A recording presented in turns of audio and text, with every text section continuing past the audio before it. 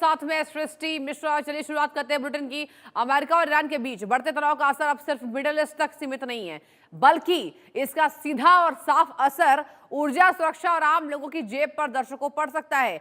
Straight of Hormuz एक बार फिर से सुर्खियों में है, क्योंकि इस समुद्री रास्ते पर तनाव बढ़ने से कच्चे तेल और गैस की सप्लाई को लेकर चिंता बढ़ गई है। अब स्ट्रेट ऑफ हॉर्मुज दुनिया के सबसे अहम तेल मार्गों में शामिल है। खाड़ी देशों से निकलने वाला बड़ा हिस्सा इसी रास्ते से होकर दुनिया के बाजार तक पहुंचता है। अगर यहां लंबे समय तक रुकावट बनी रहती है ना, तो कच्चे तेल की कीमतों में तेजी, शिपिंग खर्च में बढ़ोतरी, सप्लाई चेन पर दबाव देखने को मिल सकता है। अब सुनिए, भारत दुनिया के बड़े तेल आयातक देशों में शामिल है, इसलिए इंटरनेशनल बाजार में कच्चे तेल की कीमत बढ़ने का असर पेट्रोल, डीजल, एलपीजी और महंगाई पर पड़ सकता है।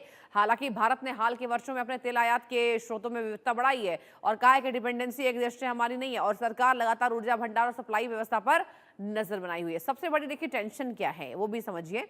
टेंशन है एलपीजी और गैस सप्लाई को लेकर, क्योंकि खाड़ी क्षेत्र भारत के लिए महत्वपूर्ण ऊर्जा साझेदारी में शामिल है। अगर समुद्री रास्तों में लंबे समय तक परेशानी बनी रहती है तो आयात लगातार बढ़ सकता है। इसका असर उद्योगों, परिवहन, घरेलू बजट तक पहुंच सकता है। फिलहाल आपको बताऊं, भारत की नजर स्ट्रेट ऑफ हॉर्मुज के हालात और वैश्विक तेल बाजार की चाल पर है। सवाल यही है दर्शकों, क्या यह संकट सिर्फ कुछ दिनों की हलचल रहेगा या फिर दुनिया को एक नई ऊर्जा का सामना करना पड़ेगा? इसी मुद्दे पर करेंगे चर्चा और जानेंगे भीषण जंग के बीच ऊर्जा आपूर्ति कैसी बनी रहेगी ताकि लोगों की समस्याएं खत्म हो। तो देखिए, ऊर्जा आपूर्ति कैसे खत्म होगी और जिस तरीके से टेंशन कैसे खत्म होगी, बढ़ती ऊर्जा की खपत को लेकर, लागत को लेकर भारत सरकार को भी नया विकल्प चुनना है। और देखिए, सरकार ने कुछ विकल्प भी चुना है। हाल ही में आपने देखा होगा कि केंद्र सरकार ने यह बात अपनी जनता को बताई, यानी कि देश की जनता को बताई है कि हमने डिपेंडेंसी को खत्म किया है खाड़ी देशों पर।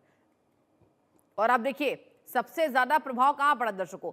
सबसे ज्यादा प्रभाव स्ट्रेट ऑफ हॉर्मुज के खतरे को लेकर खाड़ी देशों पर पड़ा। अब खाड़ी देशों पर हमारी निर्भरता धीरे धीरे खत्म होगी, और यही वजह है कि अब भारत तैयार है यहां गैस ऊर्जा को लेकर अलग देशों में अपनी निर्भरता रखने को लेकर। और चलिए, कुछ और जानकारी आपको मैं देना चाहूंगी ग्राफिक्स के माध्यम से कि हॉर्मुज बंद होने से ऊर्जा संकट हो रहा है। जी हां, हॉर्मुज बंद होने से ऊर्जा संकट बढ़ा है। देखिए, ग्राफिक्स के माध्यम से आपको मैं बताना चाहूंगी कि हॉर्मुज स्ट्रेट से गुजरता है वैश्विक तेल व्यापार का हिस्सा। खाड़ी देशों का तेल निर्यात इस रास्ते पर निर्भर है। जाहिर सी बात है, जहां अगर बात की जाए तो कच्चे तेल की कीमतों में तेजी का खतरा आ रहा है। कच्चे तेल की कीमतों में तेजी का खतरा यानी कि बढ़ता दाम। ब्रेंट क्रूड पहले बढ़ा है, उछाल दर्ज किया गया। देखिए, इस बार फिर से ब्रेंट क्रूड बढ़ गया। शिपिंग और इंश्योरेंस लागत बढ़ने की आशंका है। एलएनजी और एलपीजी सप्लाई पर नजर है। भारत अपनी ऊर्जा जरूरत का बड़ा हिस्सा आयात करता है, और सप्लाई बाधित अगर होने पर इसका सीधा और साफ असर पड़ेगा हमारे मार्केट पर। और क्या होगा फलस्वरूप? क्या होगा आंसर इसका? महंगाई का दबाव बढ़ेगा, और आपके ऊपर, हम सब के ऊपर इसका दबाव बढ़ता नजर आएगा। चलिए, कुछ और जानकारी आपको मैं दूंगी। देखिए, ग्राफिक्स बनकर तैयार है। हॉर्मुज बंद होने से ऊर्जा संकट बढ़ा। हॉर्मुज स्ट्रेट से गुजरता है वैश्विक तेल व्यापार का बड़ा हिस्सा, ये मैंने आपको पहले ही बताया। भारत पर इसका संभावित असर जो है वो देखने को मिल सकता है। और मेरे साथ खास मेहमान इंडिया न्यूज पर जुड़ चुके हैं colonel sir G S Sodhi sir. Sodhi sir, good morning आपको। आप कैसे हैं? और देखिए सर, आपसे यही मैं पूछना चाहूंगी सर कि अब महंगाई बढ़ेगी, ये हम सबको एक्सेप्ट करना होगा, क्योंकि खाड़ी देशों में टेंशन बढ़ रही है। और भारत ने कहा है हालांकि कि we are not dependent upon खाड़ी देश ओनली, लेकिन सर क्या विकल्प है? क्या लगता है आपको सर, सरकार की तैयारी कैसी नजर आ रही है? जय हिंद सृष्टि जी। जय हिंद सर। ये मेरा सौभाग्य कि मैं आपके न्यूज चैनल पे हूँ। दूसरे विश्व युद्ध के बाद कई जंगें और युद्ध हुए हैं इस दुनिया में, लेकिन ये जो ईरान युद्ध है, ये एकमात्र जंग है दूसरे विश्व युद्ध के बाद जिसने पूरी दुनिया को चपेट में ले लिया है, और हाँ। दुनिया के हर देश के हर नागरिक पे इसका साफ इफेक्ट दिख रहा है। ये हमने देखा जब 40 दिन का युद्ध हुआ, और उसके बाद अब जब भी दोबारा युद्ध शुरू हो गया है। लेकिन भारत सरकार ने ऐसी कंटिजेंसी की बहुत बढ़िया प्लानिंग की है। और अगर हम देखें, जब ये 40 दिन का युद्ध हो रहा था, कई देशों में जो तेल के दाम थे वो दोगुने तिगुने हो गए। हमारे देश में बहुत दिनों के बाद तेल के दाम बढ़े, और वो भी मात्र के नाम पे बढ़े। यानी जिस तरह से दुनिया के अधिकतर देशों में महंगाई रातों रात आ गई, हमारे यहाँ फर्क पड़ा। मैं ये नहीं कह रहा फर्क नहीं पड़ा, लेकिन हाँ। फर्क बहुत कम पड़ा बनस्पत बाकी देशों के कंपैरिजन में। और अच्छा। ये साफ दिखाता है कि भारत सरकार ने ऐसी कंटिजेंसी की कितनी बढ़िया प्लानिंग की, जिससे कि हम पे जो इफेक्ट आया, जो प्रभाव आया, वो बहुत कम था।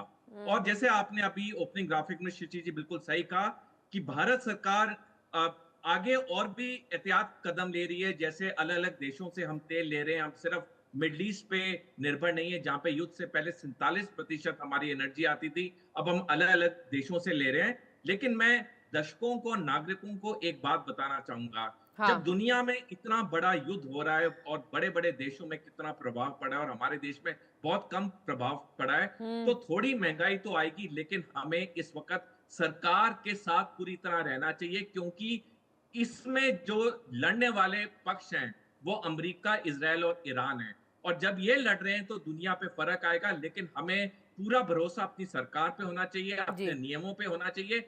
कठिनाई सबको आएगी, सबको आई भी है, मेरे को भी आई है, लेकिन जितना हम इसे सहनशीलता से लेंगे, उतना ये संकट आराम से बीत जाएगा। बिल्कुल सर। लेकिन सर आपको लगता नहीं है कि महंगाई जब बढ़ती है तो जनता में सहनशीलता खत्म हो जाती है? कि देखिए, टू बी वेरी ऑनेस्ट, अगर देश की हम जनता की बात करें, देखिए 80% सर यहाँ आबादी किसानों की है और कुछ ही महज परसेंट ऐसे लोग हैं जिन्हें कोई दिक्कत नहीं होती है और पैसे की कोई कमी नहीं है सर। इसी को देखते हुए सर आम जनता की बात करना बहुत जरूरी है सर। आपको नहीं लगता है कि आने वाले समय में सबसे ज्यादा टेंशन आम जनता पे, आप देखिए बोझ बढ़ जाएगा, दूध दही सभी खाने के प्रोजेक्ट, यहाँ पर जितने प्रोडक्ट्स उसके दाम बढ़ेंगे और इनफैक्ट तेल गैस के दाम बढ़ेंगे तो क्या होगा सर? डबल अटैक होगा। अब ऐसे में जनता तो हताहत होगी ना, क्या लगता है? कृषि जी, इसमें कोई शक नहीं, जब ये 40 दिन का युद्ध चला तब भी हमारे देश के भी हर नागरिक पे फर्क पड़ा, मेरे पे फर्क पड़ा। जो हम हाँ। दाल सब्जी खरीदते थे वो भी महंगी हुई। तो मैं तो जैसे अभी मैंने कहा कि सब पे फर्क पड़ा है, लेकिन हमने ये भी देखा जब ये 40 दिन का युद्ध हुआ, हमारे देश पे तो फर्क पड़ा, लेकिन हमारे देश के अंदर कोई कोई लड़ाई झगड़ा नहीं हुआ, कोई शोर शराबा नहीं हुआ। सारे नागरिकों ने बड़ी सहनशीलता के साथ इस बात को समझा कि युद्ध दुनिया के किसी कोने में हो रहा है, जिससे हमारा कोई लेना देना नहीं है। लेकिन क्योंकि ये ऐसा युद्ध है जिससे पूरी दुनिया प्रभाव हो रही है, हम भी प्रभावित हो रहे हैं, हाँ। तो हमारे देश के नागरिकों ने बड़ी सहनशीलता दिखाई। अगर दिक्कत आई, और दिक्कत सबको आई, मेरे को भी आई, हम्म। लेकिन हमने उसे बड़े आराम से उसे हमने पार किया।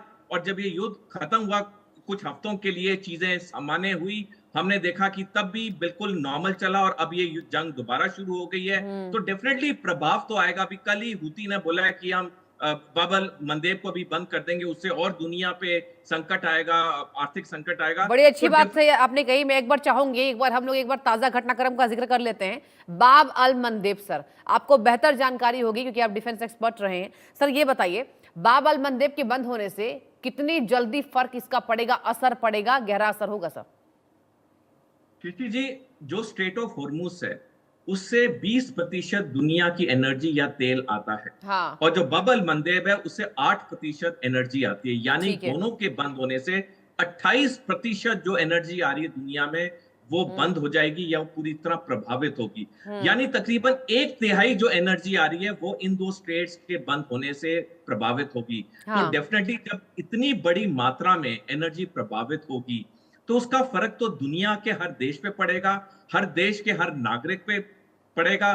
तभी कई देश, भारत समेत, शुरू से हम कहते आए हैं कि युद्ध किसी भी समस्या का समाधान नहीं है। अगर पक्षों को उनके अपने कोई वाद विवाद है, उन्हें बैठ के उसे रिजॉल्व करना चाहिए। हमारे माननीय प्रधानमंत्री जी ने भी कई वैश्विक सम्मेलनों में कहा है, अपनी फॉरेन यात्रा में भी उन्होंने कई बारी कहा है कि युद्ध किसी भी समस्या का समाधान नहीं है। लेकिन कुछ देश हैं जो मानते नहीं है, जो सिर्फ युद्ध ही चाहते हैं। तो उसकी वजह से जो दुनिया के बाकी अरबों नागरिक हैं, उन पे तो फर्क पड़ रहा है। और ये बाबल मंदेब से भी, जैसे मैंने बताया, उससे फर्क तो डेफिनेटली पड़ेगा। अगर ये जंग दोबारा नहीं जल्दी खत्म हुई तो डेफिनेटली हर देश पे, भारत पे भी इसका प्रभाव देखने को मिलेगा। बिल्कुल सर। सर एक और जानकारी आपसे मैं चाहूंगी सर, अगर बात करते हैं खाड़ी देशों की, सर अगर हमारी निर्भरता कम हुई है डेफिनेटली, और प्रधानमंत्री मोदी ने भी कहा है कि अब हमारे पास विकल्प जो है वो ज्यादा है। अब ऐसे में सर अमेरिका ने दबाव तो बनाया है, ये मानने वाली बात है कि अमेरिका ने भारत पर भी दबाव बनाया है और इससे कोई गुरेज नहीं है कि यही है असली यहां पर चेहरा राष्ट्रपति डोनाल्ड ट्रंप का, कि वो भारत पर दबाव बनाते हैं। हम उनकी बातों पर सर नहीं आते चलिए, क्योंकि वो कभी तारीफ करते हैं, कभी टैरिफ लगाते हैं। तो सर इनका भरोसा क्या करना सर? तो ये बताइए कि क्या लगता है कि आने वाले समय में एक बार फिर से अमेरिका हम पर दबाव बनाएगा और हम इसको बर्दाश्त करने वाले हैं? कीर्ति जी, 14 नवंबर 1987 को एक किताब प्रकाशित हुई थी जिसका शीर्षक था Trump the art of deal, हाँ। जिसके लेखक खुद डोनाल्ड ट्रंप है। उस किताब में ट्रंप ने लिखा है कि सफल होने के लिए हर मुमकिन तरीका अपनाना चाहिए, चाहे प्रभाव डालना हो, दबाव डालना हो। तो ये ट्रंप के ये जो मानसिकता है, ये दशकों से वही है। हुँ। अभी भी जब वो राष्ट्रपति दूसरी बार बने तो हर हथकंडा अपना रहे हैं, लेकिन हमने देखा जब से वो दूसरे कार्यकाल में आए हैं, उन्होंने कई बारी भारत के ऊपर दबाव डालने की कोशिश की, लेकिन भारत उनके दबाव के अंदर नहीं आया है। भारत ने वही किया है जो भारत की राष्ट्रीय हित या राष्ट्रीय सुरक्षा के लिए इंपॉर्टेंट है, हमने वही किया है। ट्रंप ने भारत के बारे में अनाप शनाप बोला, उसके बाद हमें बड़ी प्रशंसा भी की, लेकिन हमारी सरकार अच्छी तरह जानती है कि हमारे देश के नागरिकों के लिए अच्छा क्या है, हमारे राष्ट्रीय हित के लिए अच्छा क्या है, हमारे राष्ट्रीय सुरक्षा के लिए भी अच्छा क्या है। इसलिए कोई भी देश हो, चाहे महाशक्ति जैसा अमेरिका भी हो, हम पे कोई भी दबाव डालता है, हम उस दबाव में नहीं आता, हम वही करते हैं जो हमारे नागरिकों के लिए अच्छा होता है। लेकिन सर देखिए दबाव में तो हम आए ना। आप देखिए रशिया से ट्रंप ने जिस तरीके से मुंह फेरा भारत को लेकर, हमने वो भी बात मानी। हमने ये भी बात मानी कि ईरान से हम तेल नहीं लेंगे, ईरान जबकि हमें सस्ते दामों में तेल देने को तैयार था सर। तो कैसे हम फिर दबाव में नहीं आए? और सर अगर दबाव में हमें नहीं आना है तो हमें नया विकल्प बहुत स्ट्रांग तैयार करना होगा। ये नहीं कि ट्रंप साहब हमारे सर्वे सर्वा हैं और वो जो यहाँ पर लाइन लिख कर देंगे कि किससे तेल खरीदना है, किससे गैस खरीदना है, हमारी निर्भरता उस पर है। क्या सर आपको लगता है कि आने वाले समय में भारत को भी कटाक्ष रूप से जवाब अमेरिका को देना होगा? क्योंकि अमेरिका सर देखिए यहाँ पर जिस तरीके से सभी देशों पर अपना नियंत्रण चाहता है, हमें इस बात से अमेरिका को हराना होगा। What do you think? कृषि जी, मैं आपकी बात से पूरी तरह सहमत हूँ। हाँ। देखिए, हमें कुछ चीजें करनी होंगी जिससे कि हम पे कोई भी दबाव बनाने की कोशिश करे, उसका कोई फर्क ना पड़े। हम्म, हम उदाहरण पे चीन लेते हैं। ठीक है। जब ये 40 दिन का जब ये 40 दिन का युद्ध हुआ, चीन के अंदर तेल का कोई प्रभाव नहीं पड़ा। क्यों? क्योंकि चीन ने 2-3 बड़ी चीजें की पिछले कुछ दशकों में। पहला, उसने अपने जो ऑयल स्ट्रैटेजिक रिजर्व थे, वो 4 महीने के स्टोर करके रखे थे। दूसरा, चीन ने पिछले कुछ सालों में इलेक्ट्रिक व्हीकल्स पे बहुत तजब दिया। मैं दर्शकों को एक आंकड़ा देना चाहूंगा। पिछले साल चीन में जितनी नई इलेक्ट्रिक गाड़ियां आई, वो दुनिया के सारे देशों में जितनी गाड़ियां आई उससे भी अधिकतम नंबर में थी। तो हमें एक चीज जो करनी चाहिए एज अ नेशन, हमें इलेक्ट्रिक व्हीकल्स को बढ़ावा देना चाहिए। हमें उस पे जो भी पॉसिबल टैक्स रिबेट हो, जगह जगह पे इलेक्ट्रिक चार्जिंग पॉइंट्स हो, हमें उस पे करना चाहिए ताकि हमारे लोग ज्यादा से ज्यादा इलेक्ट्रिक व्हीकल यूज करें। हम्म। देखिए, जब हम ज्यादा से ज्यादा इलेक्ट्रिक व्हीकल यूज करेंगे तो हमें तेल या फॉसिल फ्यूल की हमारी जो निर्भरता है दूसरे एब्सोल्युटली। देशों में, हम्म। वो बहुत कम होगी।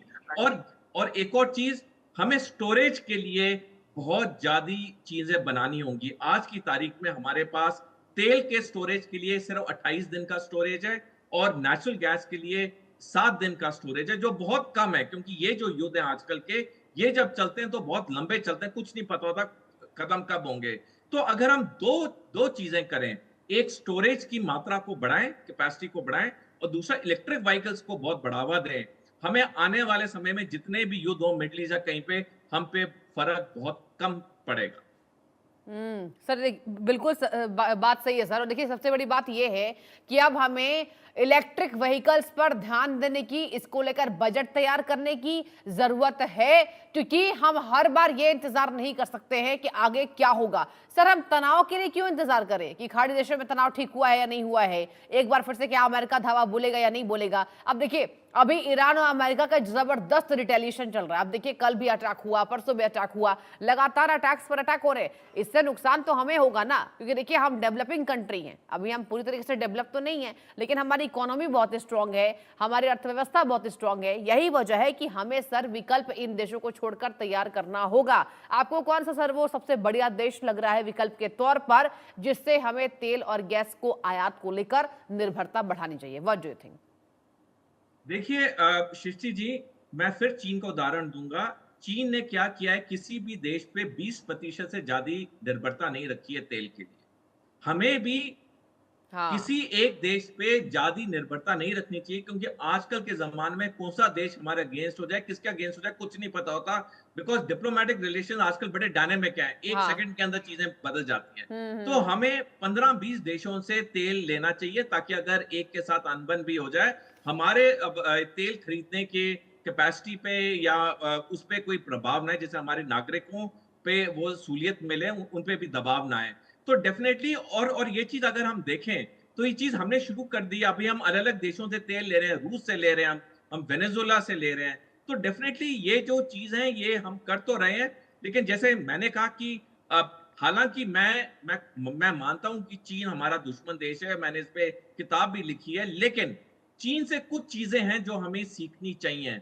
और और अगर हम सर उससे बहुत अपनाएं। अच्छी बात आपने कही है। मैं सर आपकी तारीफ करना चाहूंगी इस बात पे, क्योंकि देखिए सर, कोई अगर देश हमारा दुश्मन है इसका मतलब ये नहीं है कि हम उसको बिल्कुल नेग्लेक्ट करें। अगर वो कोई टेक्नोलॉजी बेहतर बना रहा है, अगर कोई अपने देश की निर्भरता कम कर रहा है, तो हमें डेफिनेटली सीखनी चाहिए। हम हाथ पर हाथ रखकर नहीं बैठ सकते कि चीन तो हमारा दुश्मन है और हमें देखना भी नहीं है। बिल्कुल सही आप कह रहे हैं सर। डेफिनेटली शिशी जी, अब देखिए मैं एक और एग्जांपल बताना चाहूंगा। हाँ। किसी भी देश की जो बुनियाद होती है वो होती है अच्छा एजुकेशन सिस्टम।